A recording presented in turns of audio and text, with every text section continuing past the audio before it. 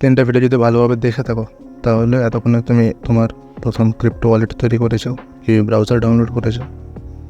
এবার আজকের ভিডিওতে আলোচনা করব যে কোন টাস্কগুলো যদি তুমি কমপ্লিট করো তাহলে এয়ারড্রপের জন্য এলিজিবল হবা।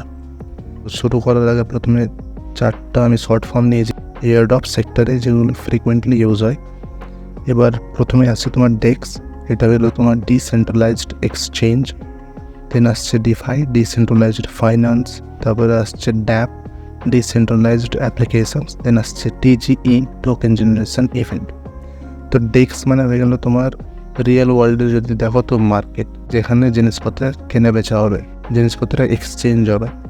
ডিফাইকে তুমি কম্পেয়ার করতে পারো ব্যাংকের সাথে, যেখানে তুমি তোমার কিছু ফান্ডে ডিপোজিট করবা, তো ওই ফান্ডের উপরে তোমাকে ব্যাংক ইন্টারেস্ট দেয়। সেভাবে ক্রিপ্টো তুমি ডিপোজিট করবা ডিফাইগুলোতে, তো কিছু ইন্টারেস্ট পাবা বা কোনো টোকেন একটা পাবা ইন্টারেস্ট হিসাবে।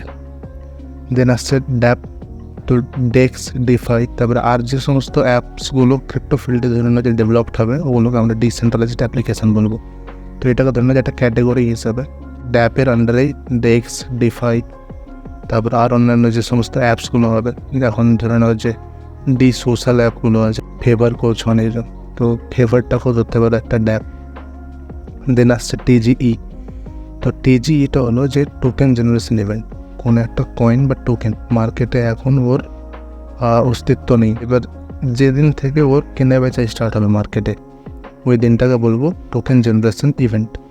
ঠিক আছে, ফার্স্ট ডে কোনো একটা টোকেন বা কয়েনের ফার্স্ট ডে, ওটাকে টোকেন জেনারেশন ইভেন্টে বলবো। তো আমি এখানে শুধু 4টা বললাম, ডেক্স, ডিফাই, ড্যাপ, টিজিই। এই 4টা বাদ ক্রিপ্টো ফিল্ডে আরও অনেকগুলো শর্ট ফর্ম তুমি পাবা, তো ওগুলো তুমি গুগল করো, গুগল করে ওখান থেকে মানে শেখার চেষ্টা করো। ঠিক আছে, নিজে থেকে কিছুটা ইনপুট দাও, শুধু কপি পেস্ট করে শিখছো, মানে আমি যেটুকু বললাম ওইটুকুই শিখছো, নিজে থেকে কোনো ইনপুট নেই, তাহলে মানে তোমার প্রোগ্রেস হবে না। নিজে থেকে কিছুটা ইনপুট দাও। এবার ধরে নেওয়া যে কোন কোন টাস্কগুলো আছে। ঠিক, প্রথমে হচ্ছে সোশ্যাল এঙ্গেজমেন্ট। নাম থেকে বুঝতে পারছে যে সোশ্যাল মিডিয়া রিলেটেড কিছু হবে। ঠিক আছে, তো আমি যদি টুইটারের এক্সাম্পল নিই, তো এখানে ধরে নেওয়া যে কোনো একটা প্রজেক্ট আসলো, ওকে আমি করব ফলো। ওই প্রজেক্ট যে সমস্ত পোস্টগুলো করবে ওই পোস্টগুলোতে আমি কমেন্ট করব, ওই পোস্টগুলোকে রিপোস্ট করব, লাইক করব। এবার মাঝে মাঝে কী হবে যে প্রজেক্টটা কিছু রেডিমেড পোস্ট আমাকে দেবে। ঠিক আছে, বলবে যে এই পোস্টটা তুমি টুইটারে শেয়ার করো, তাই আমি ওই পোস্টটাকে টুইটারে পোস্ট করব আমার নিজের অ্যাকাউন্ট থেকে। এটাও তোমার টুইটারের ধরে নিয়ে যে সোশ্যাল এঙ্গেজমেন্ট টাস্কগুলো হয়ে গেল, এর থেকে বেশি কিছু হবে না টুইটারে।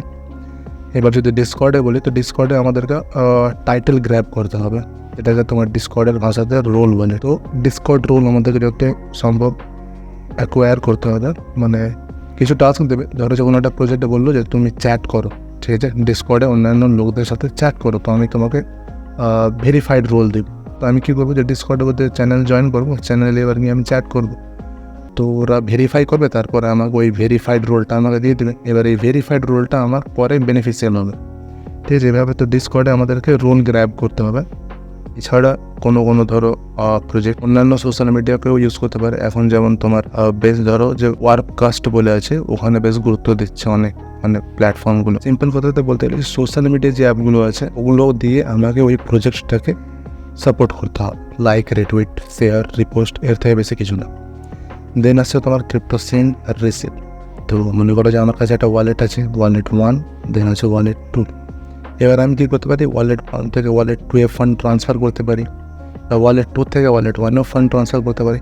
কিন্তু আমরা এই জিনিসটাকে অ্যাভয়েড করব, আমরা ওয়ালেট 1 থেকে ওয়ালেট 2-এ মানে যতটা কম ফান্ড ট্রান্সফার করার চেষ্টা করি। ফান্ড ট্রান্সফার করলে কী হবে যে ওয়ালেট 1 আর ওয়ালেট 2 এটা দুজন সামহাও ইন্টারকানেক্টেড হয়ে যাবে, যে হ্যাঁ এরা একে অপরের সাথে লেনদেন করেছে, যেটা আমাদেরকে পরে মানে অসুবিধার সৃষ্টি করবে।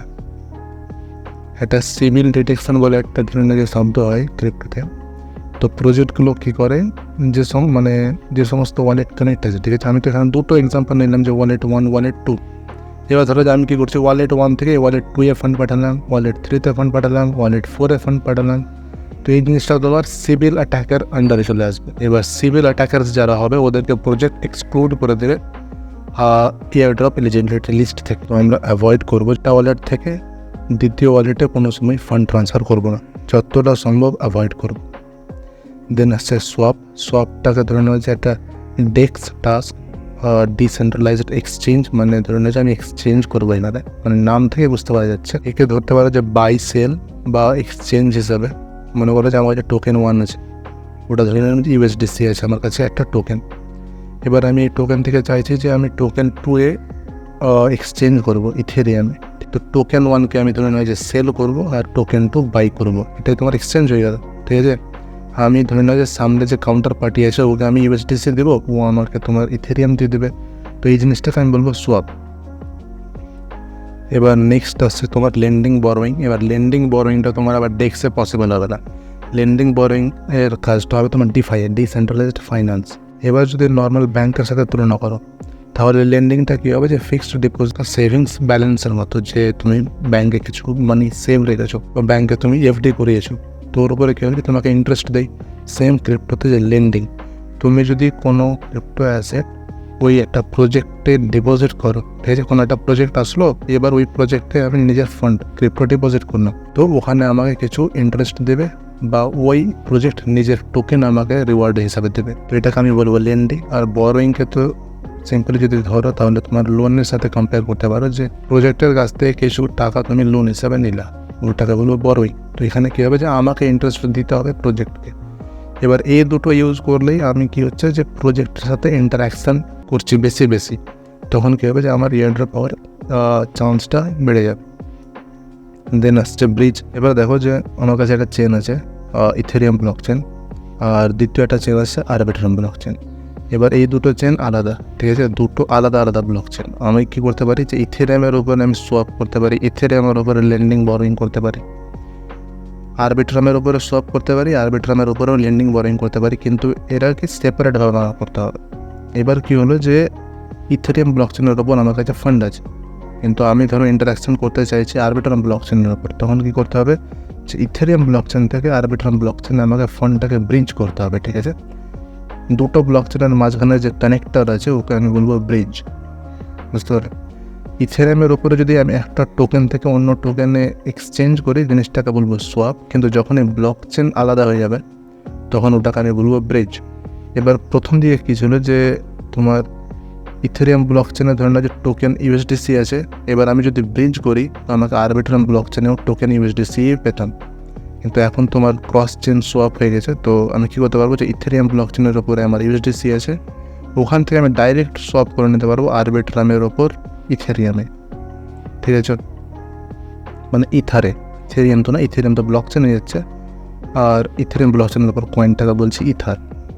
ঠিক আছে, বুঝতে না পারলে ব্যাক করে আবার শোনো, ইজি বুঝতে পারবো। তো ইথেরিয়াম ব্লক চেন আছে একটা চেন, আরবিট্রাম ব্লক চেন আছে। এবার এই দুটোর মাঝখানে যে কানেক্টর হিসাবে কাজ করবে, যার মাধ্যমে আমি একটা ব্লক চেন থেকে অন্য ব্লক চেনে ফান্ড ট্রান্সফার করতে পারবো, ওকে ব্রিজ বলবো। তো এটাও আমি মাঝে মাঝে ইউজ করবো।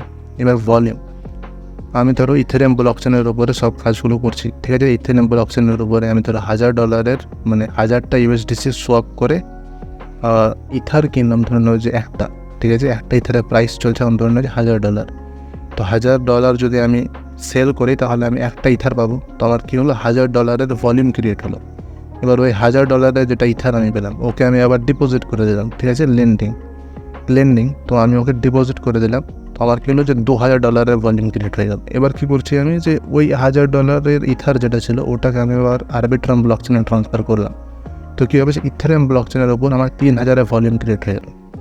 তো যত বেশি আমরা ইন্টারাকশান করবো আমার ভলিউম কী হবে যে ইনক্রিজ হবে।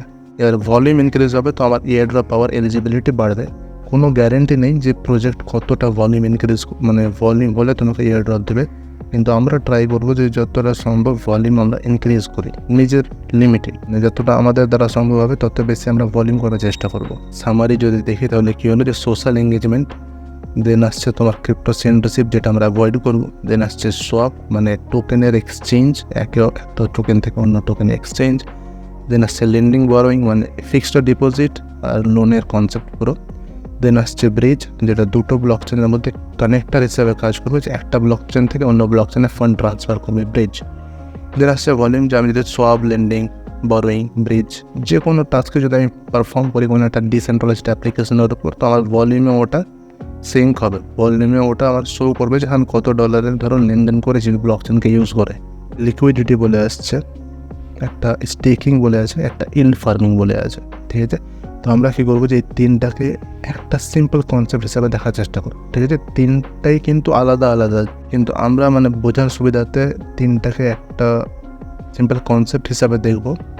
যে ধরে নাও যে একটা পুল আছে, সুইমিং পুল ধরে নাও, ঠিক আছে। ওই সুইমিং পুলে কী হয়েছে যে আমি নিজের ক্রিপ্টো ডিপোজিট করবো, ওখান থেকে আমি এবার ইন্টারেস্ট পাবো। যতটুকু ক্রিপ্টো আমি ডিপোজিট করবো ওই ক্রিপ্টোর উপরে আমি ইন্টারেস্ট পাবো। Simple liquidity, staking, yield farming, এই তিনটারই ফাংশন ধরে নেওয়া যে এই সেম, কিন্তু একটু একটু আলাদা হবে কনসেপ্ট। কিন্তু বোঝার সুবিধাটা ধরে নেওয়া যে তিনটাতেই তোমাকে ডিপোজিট করতে হবে, ডিপোজিট করে ওর উপরে কিছু ইন্টারেস্ট আর্ন করা যাবে, এর থেকে বেশি কিছু নেই। এবার যদি আরও ডিটেলসে শিখতে চাও তো আমি সাজেস্ট করবো যে হোয়াইট বোর্ড ক্রিপ্টো বলে একটা চ্যানেল আছে, ওর ভিডিওগুলো দেখতে পারো, ঠিক আছে। প্রত্যেকটা ইন্ডিভিজুয়াল কনসেপ্টের ওপর আলাদা আলাদা ভিডিও আছে, বেশ সুন্দর, তো ওর ভিডিওগুলো দেখতে পারো। দেন আসছে ড্যাপস, যেটা প্রথমে ওই শর্ট ফর্মের সময় আলোচনা করলাম, যে ডিসেন্ট্রালাইজড ফাইন্যান্স, ডিসেন্ট্রালাইজড এক্সচেঞ্জ, এগুলো সব কিছু কিন্তু ড্যাপসের আন্ডারে পড়বে। এবার আমরা কী করবো যে কোনো একটা নতুন ব্লকচেন আসলো, ওই ব্লকচেনের ইকোসিস্টেম বলে একটা তোমার আলাদা সেক্টর হবে, ওখানে কেউ যে সমস্ত ড্যাপসের লিস্ট থাকবে, বা যে সমস্ত ড্যাপসগুলো ওই ব্লকচেনের সাথে ধরে নেওয়া যে ইন্টিগ্রেট করেছে, ওই ড্যাপসগুলো আমি পেয়ে যাব। তো আমি চেষ্টা করবো যত বেশি সম্ভব ড্যাপসের সাথে ইন্টারাকশন করার, ঠিক আছে। ধরে নেওয়া যে আরবিট্রাম ব্লকচেন এখনই আসলো, এখন নতুন, মানে আরবিট্রাম তো অনেকদিন আগে চলে এসেছে, কিন্তু আমি ধরে নিলাম যে আরবিট্রাম ব্লকচেন এখন নতুন আসলো। তো এই ব্লকচেনের ওপরে অনেকগুলো ড্যাপস বিল্ড করবে, ঠিক আছে। যারা ধরো যে ডেভেলপার আছে ওরা অনেকগুলো অ্যাপস বিল্ড করবে।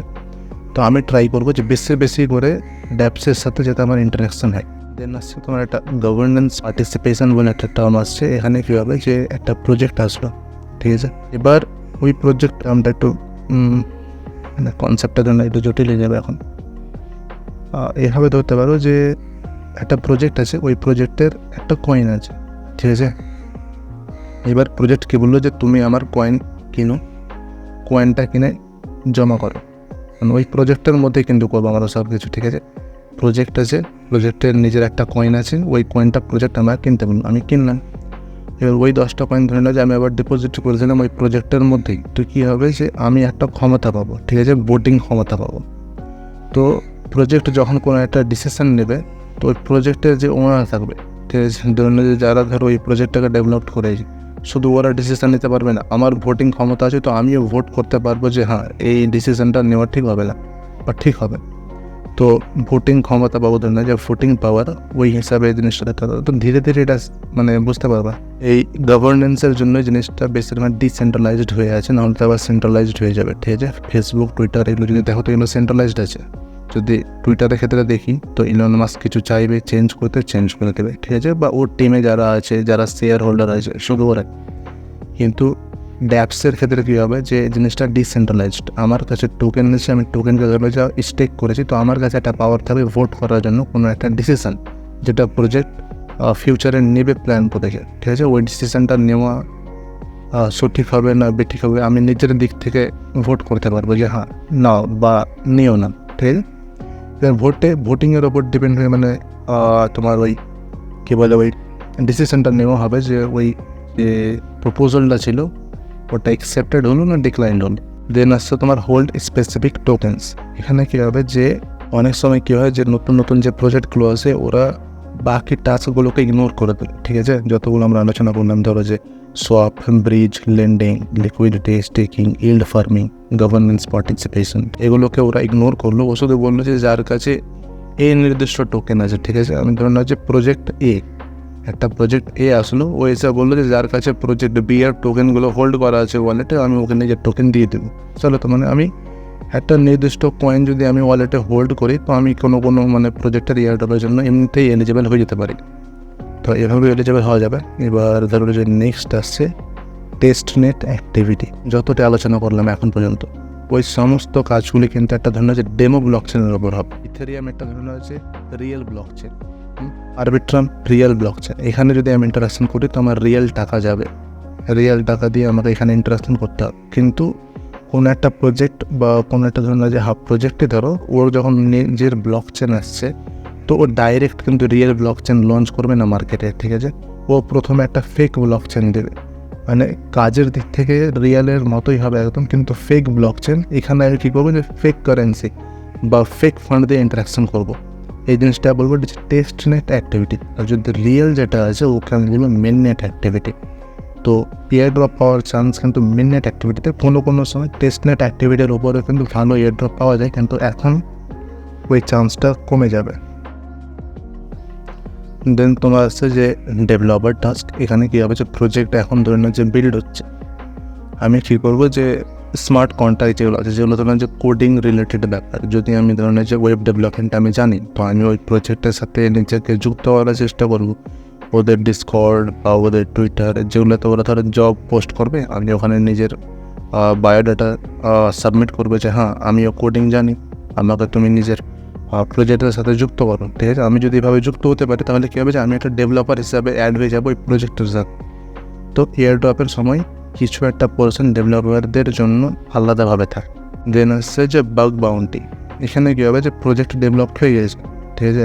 ধরুন যে একটা গ্রুপ অফ পিপল প্রজেক্টটাকে ডেভেলপ করলো, ওরা ধরো যে কোড লিখে দিয়েছে। এবার আর একটা গ্রুপ কী করবে, যে ওদের লেখা কোডগুলোকে যাচাই করবে, কারেকশন করার চেষ্টা করবে, বা ওদের কোডের মধ্যে কিছু ধরো যে গাফিলতি আছে বা কিছু ধরনের যে মিস্টেক আছে ওগুলো খোঁজার চেষ্টা করবে। প্রজেক্টগুলো কী করে, বাগ বাউন্টি রিলিজ করে। এখানে কী হবে, তুমি যদি কোডিংসের মধ্যে বা ওদের যে অ্যাপ্লিকেশনটা রিলিজ হয়েছে ওর মধ্যে যদি কিছু মিস্টেক খুঁজে বার করতে পারো, তাহলে কিছু রিওয়ার্ড আবার তোমাকে দেওয়া হয়। এবার কী হলো, যে যতটি আলোচনা করলাম এগুলো শুধুমাত্র এক্সাম্পল, ঠিক আছে।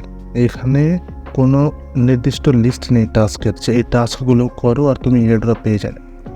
আমরা প্রত্যেকটা টাস্ক কিন্তু স্পেকুলেশনের উপর করবো। কোনো একটা প্রজেক্ট আসলো, ওই প্রজেক্টের সাথে ইন্টারাকশান করার জন্য যতগুলোই টাস্ক হবে আমরা সবগুলো টাস্ক করার চেষ্টা করব।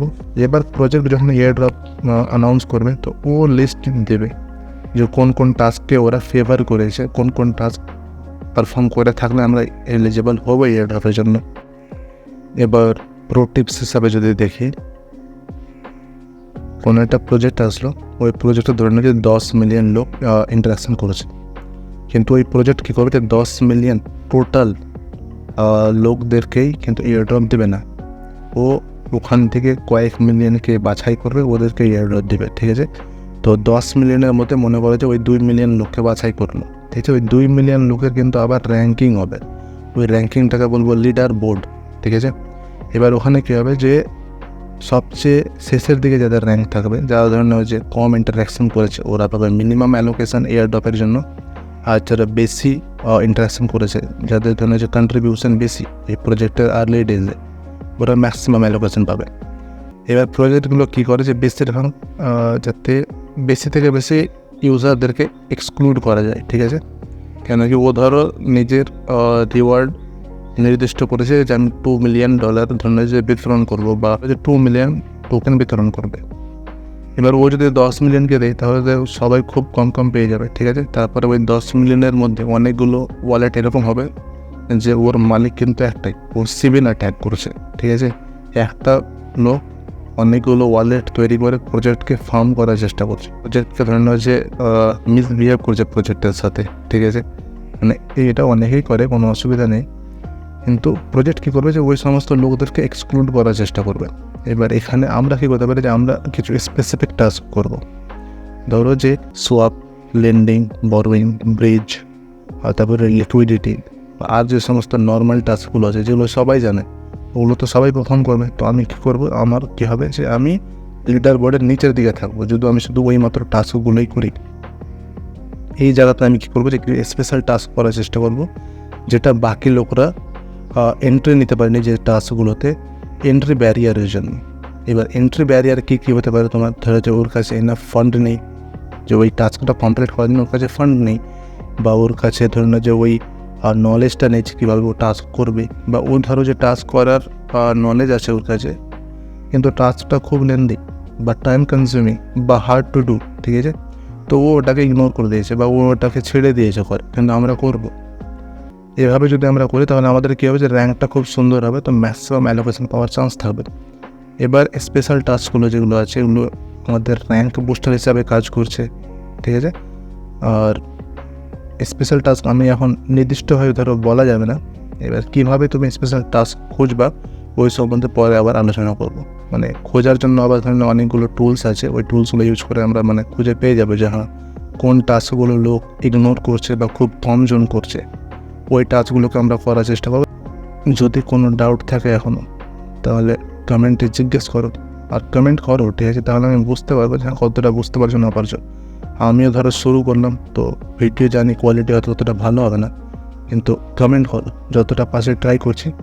আর টুইটারে ফলো করিও, ওখানে রেগুলার আপডেট দেওয়ার চেষ্টা করি।